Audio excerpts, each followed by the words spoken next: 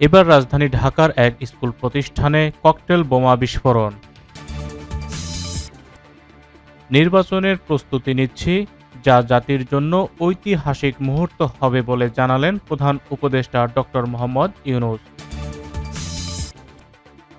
ডেঙ্গুতে আবারও প্রাণ গেল ৫ জনের, হাসপাতালে ভর্তি ১১৩৯ জন। আওয়ামী লীগের লকডাউন, বোমা বানানোর সময় সরঞ্জামসহ ৩ যুবক আটক। বিএনপি দেউলিয়া সংগঠনে পরিণত হয়েছে বলে জানালেন মাসুদ। এবং সর্বশেষ জানিয়ে দেব, যমুনার সামনে অবস্থানের আল্টিমেটাম জামায়াতসহ ৮ দলের। শুনছিলেন শিরোনাম, এবার বিস্তারিত। তবে তার আগে ভিডিওতে লাইক দিবেন, কমেন্ট করে জানিয়ে দিন আপনি কোথা থেকে আমাদের সাথে যুক্ত রয়েছেন। সবার আগে সর্বশেষ সংবাদ পেতে আমাদের চ্যানেল সাবস্ক্রাইব করে সাথে থাকা বেল বাটনটি অন করে অল সিলেক্ট করে দিবেন এবং আমাদের পেজটি ফলো করে রাখবেন আর নিউজটি আপনার সোশ্যাল মিডিয়ায় শেয়ার করে দিবেন। মঙ্গলবার সকাল ৭টা ১০ হাতিরঝিল এলাকায় ইস্পাহানী বালিকা বিদ্যালয় ও মহাবিদ্যালয়ের গেটের সামনে দুর্বৃত্তরা এই ককটেল নিক্ষেপ করে। ঢাকা মহানগর পুলিশ ডিএমপি এক বার্তায় জানিয়েছে, সকালে ইস্পাহানী বালিকা বিদ্যালয় ও মহাবিদ্যালয়ের গেটের সামনে ফ্লাইওভারের অপর থেকে একটি ককটেল নিক্ষেপ করা হয়। এ সময় সেটি বিস্ফোরিত হয়, তবে কোনো হতাহতের ঘটনা ঘটেনি। ডিএমপি আরও জানিয়েছে, বর্তমানে সার্বিক পরিস্থিতি স্বাভাবিক রয়েছে। এর আগে সোমবার ১০ নভেম্বর রাজধানীর বেশ কয়েকটি এলাকায় ককটেল বিস্ফোরণের ঘটনা ঘটে, দেওয়া হয় বাসে আগুনও।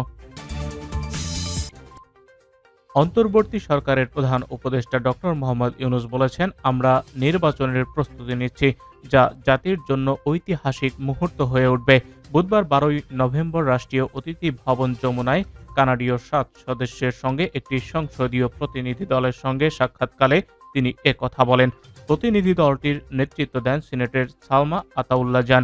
সাক্ষাৎকালে উভয় পক্ষ দ্বিপাক্ষিক বাণিজ্য সহযোগিতা আরও জোরদার করা এবং রোহিঙ্গা সংকট মোকাবেলায় সম্ভাব্য পদক্ষেপ নিয়ে আলোচনা করেন। প্রধান উপদেষ্টা প্রতিনিধিদলকে দেশের চলমান সংস্কার প্রক্রিয়া ও আসন্ন ফেব্রুয়ারির নির্বাচন প্রস্তুতি সম্পর্কে অবহিত করেন। ডেঙ্গু আক্রান্ত হয়ে গত ২৪ ঘন্টায় আরও ৫ জনের মৃত্যু হয়েছে। এ সময় হাসপাতালে ভর্তি হয়েছেন ১১৩৯ জন। বুধবার স্বাস্থ্য অধিদপ্তরের হেলথ ইমার্জেন্সি অপারেশন সেন্টার ও কন্ট্রোল রুম থেকে পাঠানো সংবাদ বিজ্ঞপ্তিতে এ তথ্য জানানো হয়। এতে বলা হয়, গত একদিনে ডেঙ্গু আক্রান্ত হয়ে ১১৩৯ জন রোগী হাসপাতালে ভর্তি হয়েছে। তাদের মধ্যে বরিশাল বিভাগে ১৭৯ জন, চট্টগ্রাম বিভাগে ১১৫ জন এবং ঢাকা বিভাগের বাইরে ২২৩।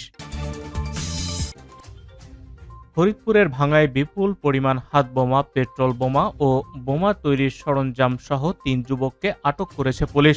বুধবার ১২ নভেম্বর দুপুর ৩টার দিকে উপজেলার আজিমনগর ইউনিয়নের ব্রাহ্মণপাড়া গ্রামের সৌদি প্রবাসী টিটু সর্দারের বাড়ি থেকে বোমাগুলো উদ্ধার করা হয়। স্থানীয়রা জানান, ১ মাস ধরে ঘরটি ভাড়া নিয়ে ৩ জন বসবাস করছিলেন। বাড়ির মালিক সৌদি আরবে থাকেন। লোকগুলোকে তেমন দেখা যেত না, তারা ঘোরাঘুরি করতেন, কারোর সঙ্গে মিশতেন না। আজ তাদের ঘর থেকে বিপুল পরিমাণ হাত ও পেট্রোল বোমা উদ্ধার করেছে পুলিশ।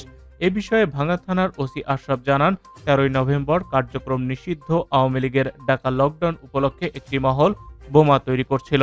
গোপন সংবাদ পেয়ে আমরা অভিযান পরিচালনা করি। এ সময় আজিমনগর ইউনিয়নের ব্রাহ্মণপাড়া গ্রামের সৌদি প্রবাসী টিটু সর্দারের টিনের ঘরের ভেতর থেকে বিপুল পরিমাণ পেট্রোল, হাত ও বোমা তৈরির সরঞ্জাম সহ ৩ যুবককে আটক করি। ওই বাড়িটিতে অভিযান চালানোর সময় বোমা তৈরিতে ব্যস্ত ছিলেন ৩ যুবক। এ সময় একজনের ডান হাতে গুরুতর জখম। আটক ব্যক্তিরা হলেন টাঙ্গাইলের আলতাফের ছেলে রাজ ইসলাম, চাঁদপুরের নূর মোহাম্মদ ছেলে রাকিব, সুনামগঞ্জের জালাল উদ্দিনের ছেলে জিয়াউর রহমান। বিএনপি এখন একটি দেউলিয়া সংগঠনে পরিণত হয়েছে বলে মন্তব্য করেছেন বাংলাদেশ জামায়াতে ইসলামীর কেন্দ্রীয় কর্মপরিষদ সদস্য ও ঢাকা মহানগরীর দক্ষিণের সেক্রেটারি ডক্টর শফিকুল ইসলাম মাসুদ। পাশাপাশি কেউ যদি ফ্যাসিবাদদের পুনর্বাসনের চেষ্টা করে, জনগণ নব্য ও পুরাতন ফ্যাসিবাদদের বিরুদ্ধে ঐক্যবদ্ধ প্রতিরোধ গড়ে তুলবে বলে হুঁশিয়ারি দিয়েছেন তিনি। বুধবার ১২ নভেম্বর বেলা ১১টায় বাউফল পৌর শহর মিছিল শেষে পথসভায় প্রধান অতিথির বক্তব্যে তিনি এসব কথা বলেন। বিএনপির মহাসচিব ক্ষমতায় গেলে গণহত্যাকারী আওয়ামী লীগের সকল মামলা প্রত্যাহার করে নেওয়ার ঘোষণার প্রতিবাদে ডক্টর শফিকুল বলেন, বিএনপি এখন একটি দেউলিয়া সংগঠনে পরিণত হয়েছে।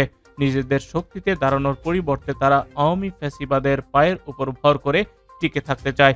জনগণ ব্যালটের মাধ্যমে তাদের একটা লজ্জাজনক অবস্থার জবাব দেবে।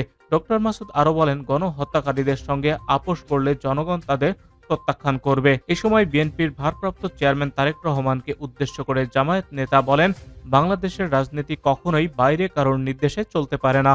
কেউ কেউ বলেন তাদের নেতা চাইলে 5 আগস্টের পর রাষ্ট্র ক্ষমতা নিতে পারতেন, অথচ তিনি এখনো দেশে আসাকে নিরাপদ মনে করেন না। উল্টো নিজের দলের কাছে বুলেট প্রুফ গাড়ির নিরাপত্তা চান। নির্বাচনের আগে গণভোট ও জুলাই জাতীয় সনদ বাস্তবায়নের আদেশ জারিসহ 5 দফা মানতে আগামী 16 নভেম্বর পর্যন্ত আলটিমেটাম দিয়েছে জামায়াত সহ সমমনা 8 দল। এ সময়ের মধ্যে দাবি না মানলে প্রধান উপদেষ্টার বাসভবন যমুনার সামনে অবস্থান কর্মসূচির ঘোষণা দিয়েছে দলগুলোর নেতারা। বৃহস্পতিবার 12 নভেম্বর রাজধানীর মগবাজারের আল ফালাহ মিলনায়তনে এক যৌথ সংবাদ সম্মেলনে জামায়াতে ইসলামীর নায়েবে আমির অধ্যাপক মুজিবুর রহমান নতুন কর্মসূচি ঘোষণা করে এই আলটিমেটাম দেন। সংবাদ সম্মেলনে তিনি বলেন, শুক্রবার 14 অক্টোবর 5 দফা দাবিতে সারা দেশের জেলা ও মহানগর পর্যায়ে বিক্ষোভ মিছিল অনুষ্ঠিত হবে। পরে আগামী 16 নভেম্বর সকাল 11টায় 8 দলের শীর্ষ নেতাদের বৈঠক অনুষ্ঠিত হবে। বৈঠক শেষে দুপুরে সংবাদ সম্মেলন করা হবে। এর আগেই দাবি মেনে নেওয়া না হলে সংবাদ সম্মেলন থেকে প্রধান উপদেষ্টার কার্যালয় যমুনার সামনে অনির্দিষ্টকালের জন্য অবস্থান কর্মসূচির ঘোষণা করা হবে।